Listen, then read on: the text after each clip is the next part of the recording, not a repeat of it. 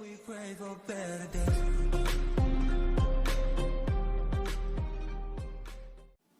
Good morning students. आज की इस वीडियो में हम ट्रिग्नोमेट्रिक फंक्शन से नेक्स्ट जो उसी से रिलेटेड है पीरियोडिक फंक्शन डिस्कस करेंगे। What is the meaning of periodic function? A function f x is said to be periodic function if there exists a real number t such that f x plus t equal to f x।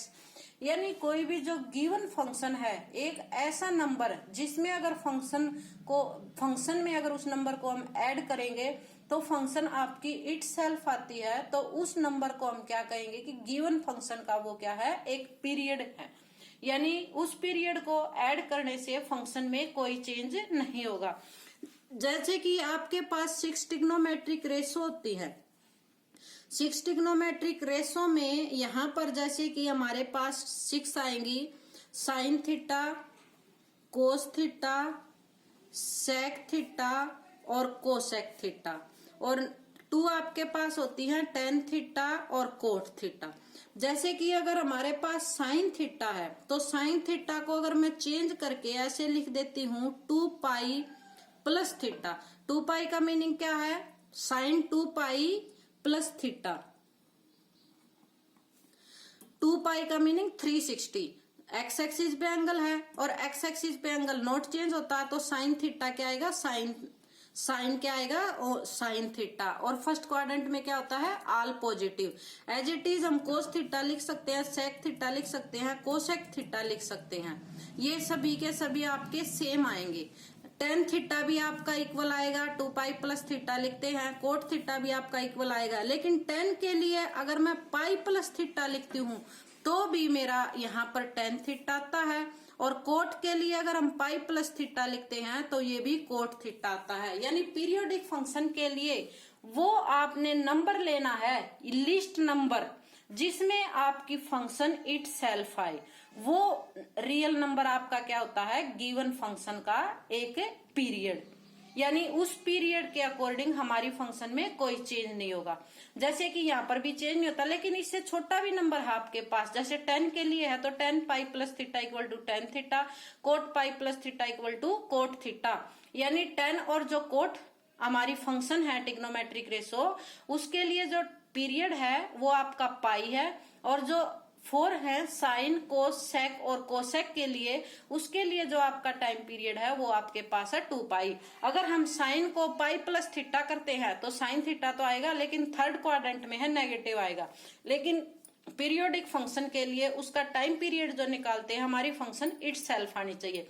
इसलिए जो ये हमारी 4 trigonometric ratio है, इसके लिए जो हमारा period है वो आपका 2 पाई है, और जो 10 और कोट के हैं उसके लिए जो आपका पीरियड है वो आपका पाई है। और इसमें जो आपको नंबर लेना होता है वो स्मॉलेस्ट पॉजिटिव रियल नंबर लेते हैं, क्योंकि यहां पर भी ये आती, लेकिन यहां इससे पहले ये स्मॉलेस्ट नंबर है, इस पे आ रही है। तो जो स्मॉलेस्ट नंबर होता है पीरियोडिक फंक्शन के लिए वो ही नंबर आपने इंक्लूड करना है। नेक्स्ट आपके पास इसी में है इवन और ऑड फंक्शन। कोई भी जो गिवन फंक्शन है वो आपकी, अगर हम फंक्शन को नेगेटिव से मल्टीप्लाई करें और फंक्शन इट सेल्फ आ जाए तो वो हमारी फंक्शन होती है इवन फंक्शन।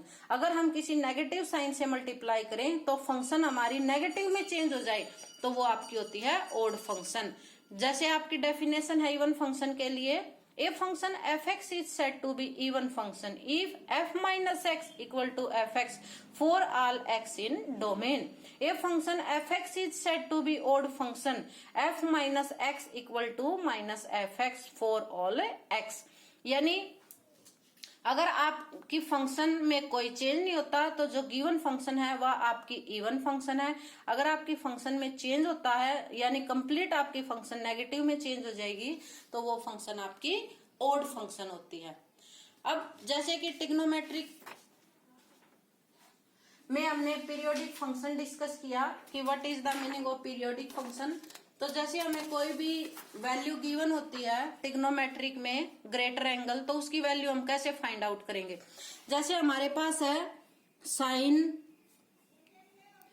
315 डिग्री, तो इसकी वैल्यू हम कैसे निकालेंगे। जैसे हमें पता है कि 315 जो डिग्री है उसमें वैसे तो आप वैल्यू डिफाइन कर सकते हैं, लेकिन अगर 315 आ जाए या उससे भी ग्रेटर आ जाए तो जो कंप्लीट टाइम पीरियड होता है उसमें हम क्या करते हैं 360 से के अकॉर्डिंग उसको डिवाइड कर लेंगे एंगल को। जैसे कि 325 तो आपका किस क्वाड्रेंट में है, फोर्थ क्वाड्रेंट में है, तो फोर्थ क्वाड्रेंट में जो आपका साइन है वो आपका नेगेटिव होता है, और साइन नेगेटिव आएगा तो मैं इसको ऐसे चेंज कर सकती हूं, यहां पर साइन 360 माइनस 45 डिग्री लिख सकते हैं, 360 माइनस 45 डिग्री। तो 360 एंगल जो हमारा है एक्स एक्सिस पे है, अलाइड एंगल है। जो ये एंगल होते हैं आपके एक्स एक्सिस वाई एक्सिस पे, इन सभी को हम बोलते हैं अलाइड एंगल।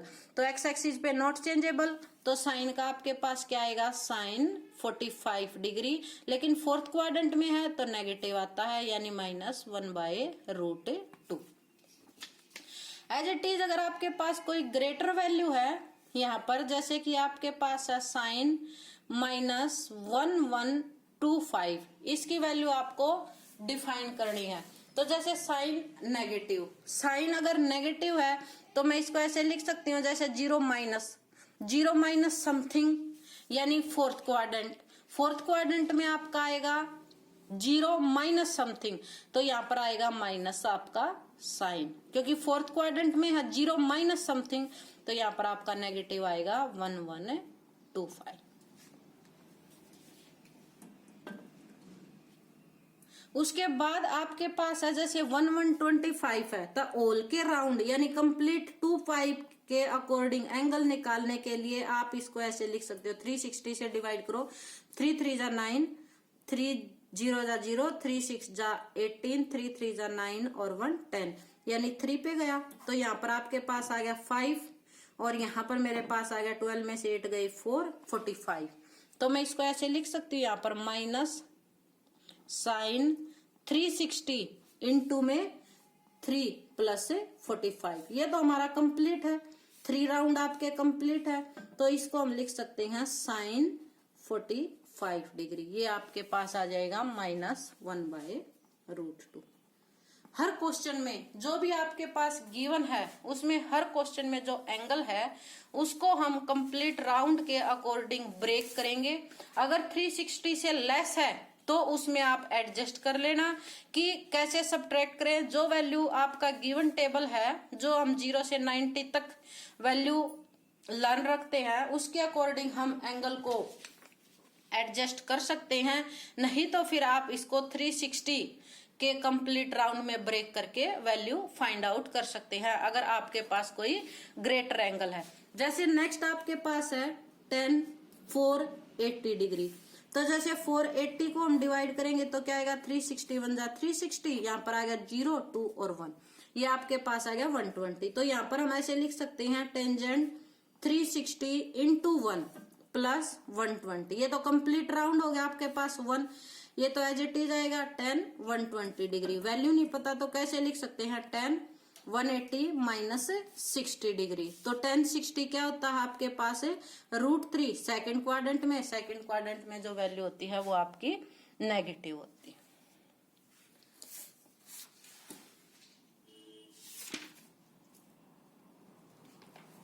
अगर इससे अलग आपके पास कोई भी गिवन एंगल है, ये तो आपके किस में थे, डिग्री में गिवन थे, अगर रेडियन में गिवन है तो उसकी वैल्यू हम कैसे निकालेंगे, रेडियन के लिए हम पहले उसको डिग्री में चेंज कर लेंगे इजीली आपके पास सिंपली। जैसे हमारे पास है 10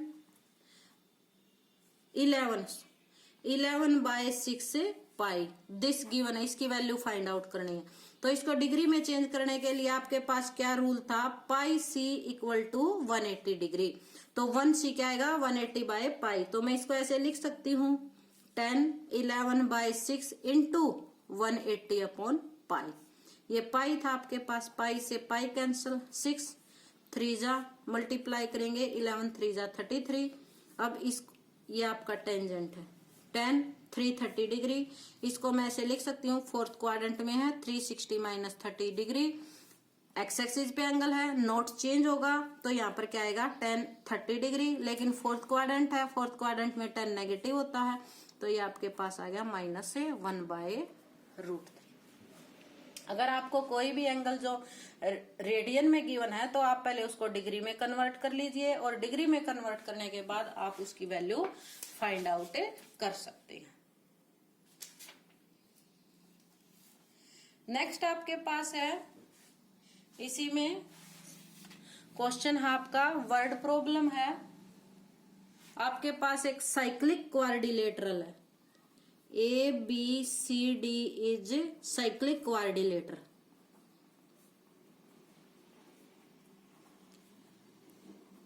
साइक्लिक क्वाड्रिलेटरल आपके पास है, आपको प्रूव करना है यहाँ पर cos A plus cos B plus cos C plus cos D equal to 0, ये हमें प्रूव करना।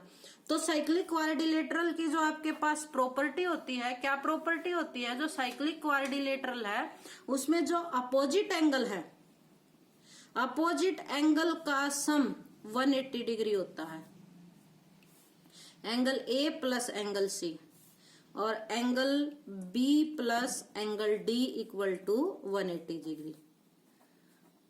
Opposite angle, sum of opposite angle 180 degree in cyclic quadrilateral. जो आपके पास साइक्लिक क्वाड्रिलेटरल होता है उसमें आपके पास अपोजिट एंगल का सम 180 डिग्री होता है। तो एंगल ए आपके पास यहाँ पर इक्वल आएगा, एंगल ए है जैसे हमारे पास है, तो एंगल ए को मैं लिख सकती हूँ यहाँ पर angle A equal to 180 minus C, और एंगल बी को भी हम चेंज कर सकते हैं, angle B equal to 180 minus D लिख सकते हैं ऐसे, angle A equal to 180 minus C, angle B equal to 180 minus D. जो आपकी गिवन स्टेटमेंट है उसमें आप चेंज कर लीजिए, कोस ए है आपके पास, अगर आपके पास कोस ए है तो कोस ए को मैं क्या लिख सकती हूँ, कोस 180 माइनस सी। 180 माइनस सी क्या आएगा आपके पास सेकंड क्वाड्रेंट में, तो ये मेरे पास आ जाएगा माइनस कोस सी।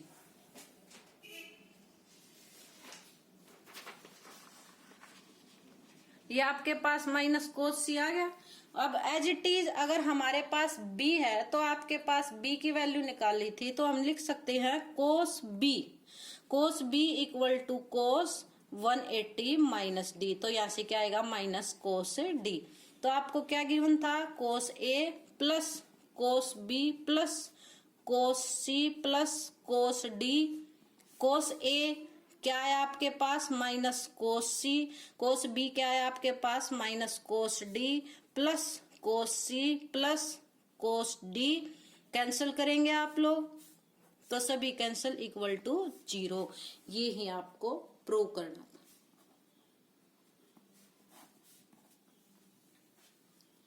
यानी एक साइक्लिक क्वाड्रिलेटरल है आपके पास गिवन, तो आपको प्रूव करना था cos A plus cos B plus cos C plus cos D equal to 0। जो साइक्लिक क्वाड्रिलेटरल होता है उसमें अपोजिट एंगल का सम 180 डिग्री होता है। तो हमने फाइंड आउट किया, जैसे ए प्लस सी क्या था 180 डिग्री, बी प्लस डी क्या था 180 डिग्री, तो कोस ए की वैल्यू आपके पास आ गई माइनस कोस सी, कोस बी की वैल्यू आपके पास आ गई minus cos D. Value put करेंगे तो इक्वल टू आपके पास आ जाएगा 0।